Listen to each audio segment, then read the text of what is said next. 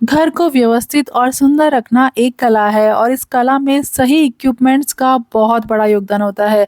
जब हमारे पास सही साधन होते हैं, सही इक्विपमेंट्स होते हैं तो हमारी मेहनत कम लगती है और परिणाम 2 गुना मिलता है।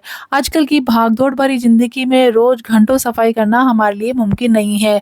इसलिए ये ज़रूरी है कि हम हार्ड वर्क की बजाय स्मार्ट वर्क करें। और स्मार्ट वर्क के लिए ज़रूरी है कि जो सफाई के हमारे उपकरण हैं, जो हमारे हथियार हैं, वो सही हों और आधुनिक हों। उससे क्या होगा कि हमारे समय की बचत होगी। जो काम हम घंटे भर में करते थे वह सही टूल से 20 मिनट में हो सकता है। इससे हमारी शारीरिक थकान कम होगी, झुककर पोछा लगाने से हमारी कमर दर्द हो जाती है या जो प्रॉब्लम होती है वो भी नहीं होगी। और तीसरा, सही ब्रश और कपड़े का उपयोग फर्नीचर और फर्श की चमक को भी बनाए रखता है।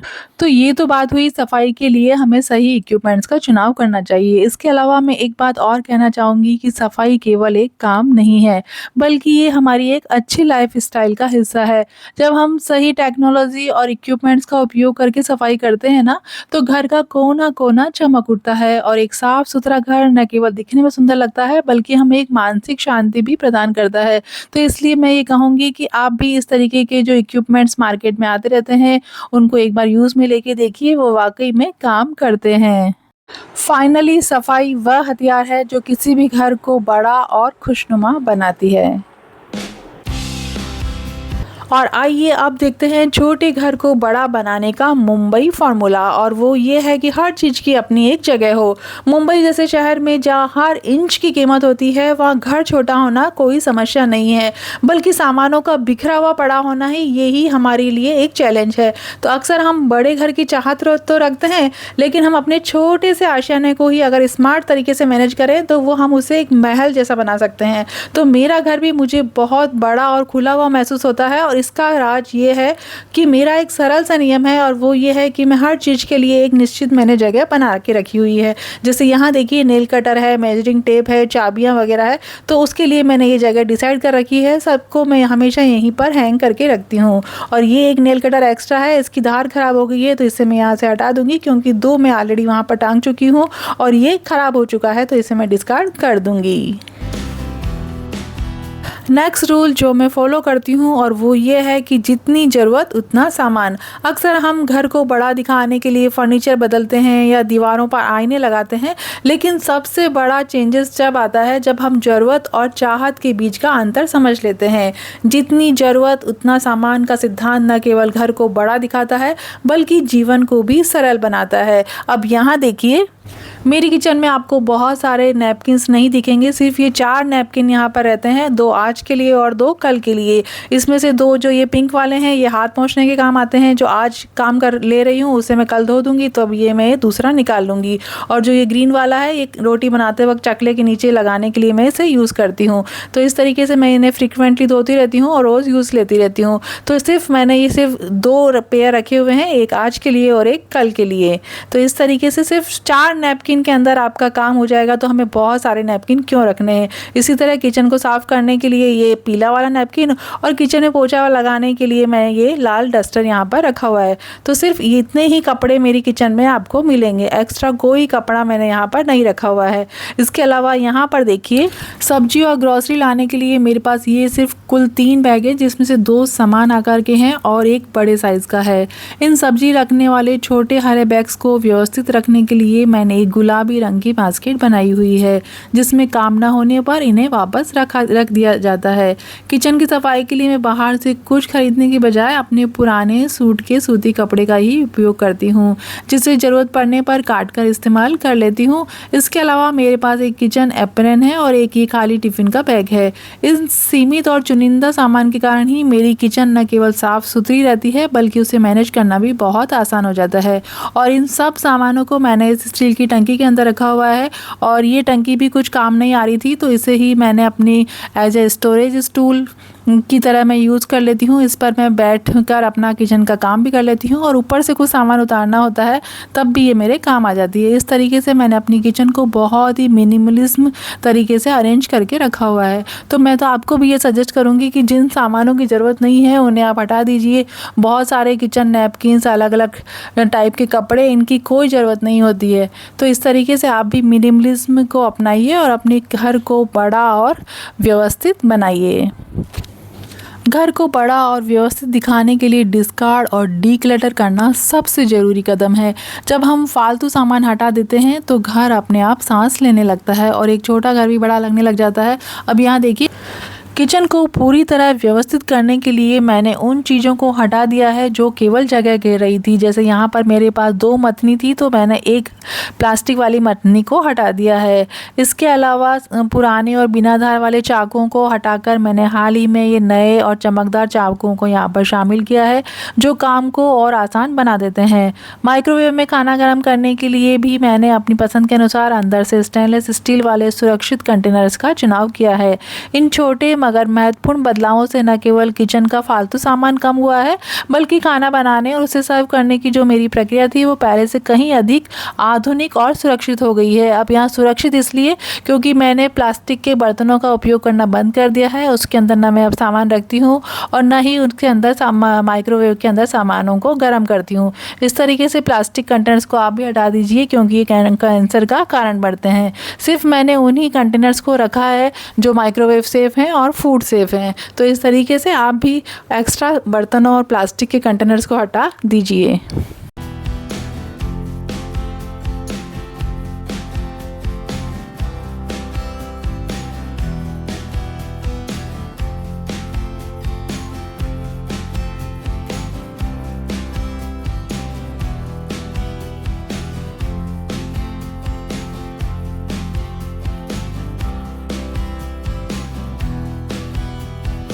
मैंने अक्सर देखा है कि लोग अपने घरों में चादरों, कुशन कवर और दोहर का बहुत बड़ा कलेक्शन जमा कर लेते हैं और जाने अनजाने में ये घर का बहुत बड़ा हिस्सा कैप्चर कर लेता है, जिससे घर भरा भरा लगने लगता है।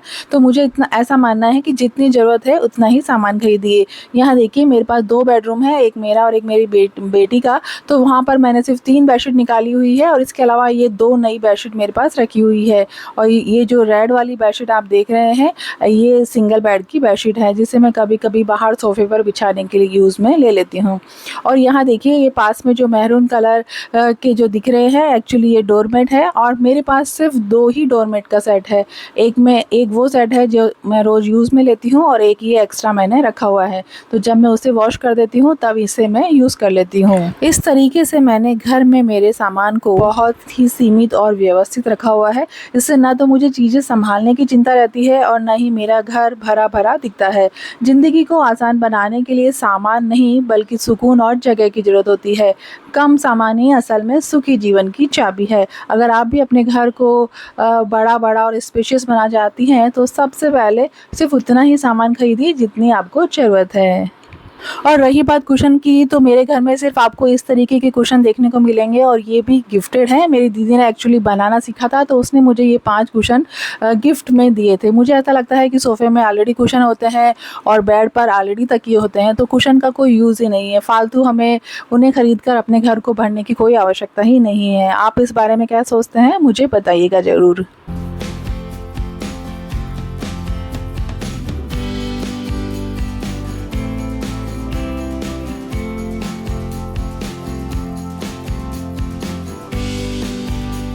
घर अगर नीट रहेगा तो ऑब्वियसली बड़ा दिखेगा। अब यहाँ देखिए, किचन में काम करते समय सबसे ज़्यादा समय और मेहनत हमारी तब बर्बाद होती है जब कोई चीज़ फर्श या किचन काउंटर टॉप पर गिर जाती है। चाहे वह आटा छानना हो, तेल पलटना हो या बारीक अनाज को एक डिब्बे से दूसरे में डालना हो, अक्सर इन चीज़ों के गिरने का डर बना रहता है। और इस समस्या का सबसे आसान और जादुई समाधान है, और वो है कि आप सिंक के पास वाले एरिया का उपयोग कीजिए।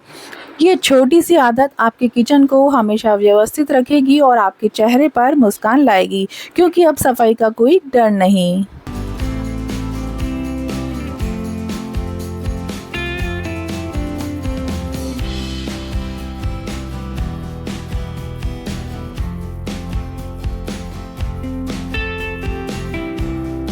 घर में कुछ खास हिस्से ऐसे होते हैं जहां सामान अपने आप खींचा चला आता है। हम बाहर से आते हैं और चाबियां, रसीदें, थैले या कोई भी छोटी चीज़ उन मेज़ों पर रख देते हैं और धीरे धीरे ये हिस्से डंपिंग जोन बन जाते हैं और हमारा सुंदर बड़ा घर भी छोटा और अस्त व्यस्त दिखने लगता है।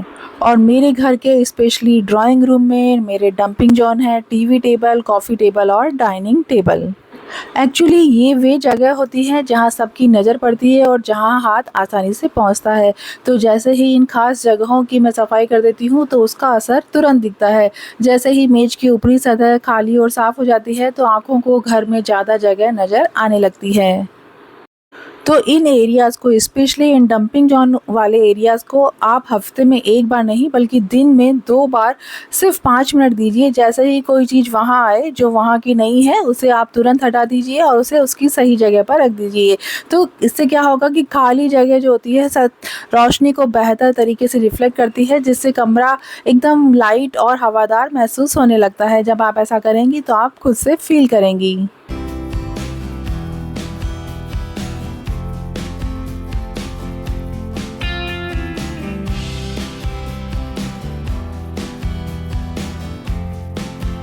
लास्ट में मैं सिर्फ यह कहना चाहूँगी कि घर को बड़ा दिखाने के लिए किसी बहुत बड़े बदलाव की ज़रूरत नहीं है, बल्कि इन छोटे-छोटे कोनों पर ध्यान देने की ज़रूरत है। जैसे ही आप अपने dining table, coffee table, TV unit को डंपिंग ज़ोन बनने से बचाते हैं, आपका घर अपनी असली खूबसूरती बिखेरने लगता है। एक साफ सरफेस न केवल घर को बड़ा दिखाता है, बल्कि आपके मन को भी हल्का और व्यवस्थित रखता है। तो आप इस चीज़ पर ज़रूर से ध्यान दीजिएगा।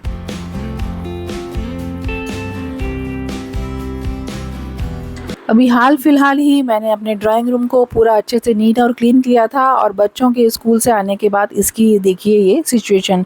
तो हम कितनी ही सफाई क्यों ना कर लें, अगर सामान अपनी जगह पर वापस नहीं जाता तो घर कभी भी बड़ा और साफ नहीं दिख सकता। आपने भी महसूस किया होगा कि जैसे ही बच्चे स्कूल से आते हैं तो जूतों, बैग, टिफ़िन और बोतलों के ढेर में हमारा लिविंग रूम बदल जाता है। तो यह क्लटर न केवल घर को छोटा दिखाता है, बल्कि हमारी मानसिक थकान को भी बढ़ा देता है। तो बच्चों को भी आप अपने काम में इन्वॉल्व कीजिए और उन्हें 1 मिनट रूल सिखाइए कि टिफ़िन को किचन के सिंक के पास रखना या बोतल को शेल्फ पर रखने में कुछ सेकंड लगते हैं। अगर ये छोटे से काम तुरंत हो जाएं तो घर कभी गंदा दिखेगा ही नहीं। लास्ट में एक व्यवस्थित घर केवल सफाई से नहीं बल्कि अच्छी आदतों से बनता है। जब हर घर का हर कोना क्लटर फ्री होगा तो वह अपने आप दोगुना बड़ा और स्वागत योग्य लगेगा।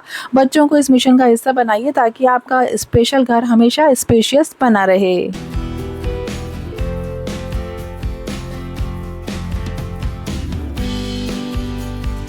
अगर आप भी चाहती हैं कि आपका घर बिना किसी रिनोवेशन के बड़ा दिखने लगे, तो आज ही अपने घर का एक कोना चुनिए। याद रखिए, घर में जगह की कमी नहीं होती, बस सामान को सही जगह और सही तरीके से रखने की ज़रूरत होती है। एक कोना नियम के बहुत सारे फ़ायदे हैं। जब हम एक साथ पूरे घर की सफाई का सोचते हैं ना, तो हम थक जाते हैं और काम अधूरा छोड़ देते हैं। लेकिन जब हम केवल एक कोने या एक शेल्फ पर ध्यान देते हैं, तो हमारा काम आसान हो जाता है। 15 से 20 मिनट में ही घर का एक हिस्सा पूरी तरीके से चमक जाता है। दूसरा, गहराई से हम सफाई करवाते हैं। हम हर छोटी चीज़ पर ध्यान दे पाते हैं और उसकी प्रॉपर्ली सफाई कर पाते हैं। और तीसरा है कंटिन्यूटी। यह नियम हमें थकाता नहीं है, इसलिए इसे हम रोज़ फॉलो कर पाते हैं। इसलिए आज से आप भी एक कोना नियम अपनाइए और अपने घर को खुला-खुला और स्पेशियस बनाइए। ये नियम वाकई में काम करता है।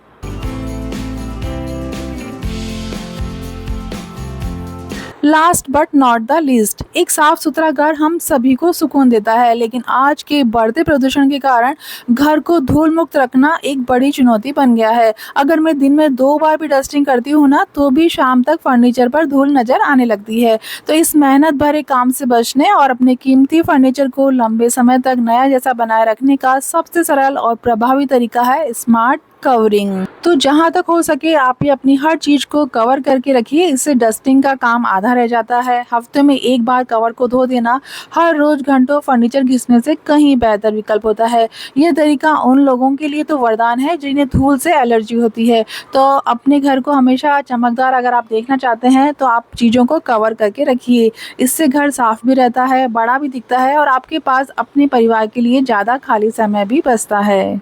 आई होप आज का वीडियो आपके लिए हेल्पफुल रहा होगा। तो मिलते हैं अगले मंगलवार कुछ नए और इंटरेस्टिंग आइडियाज के साथ। तब तक देखते रहिए हर मुश्किल का हल, सुन रही सकी का channel. Thank you and bye bye friends.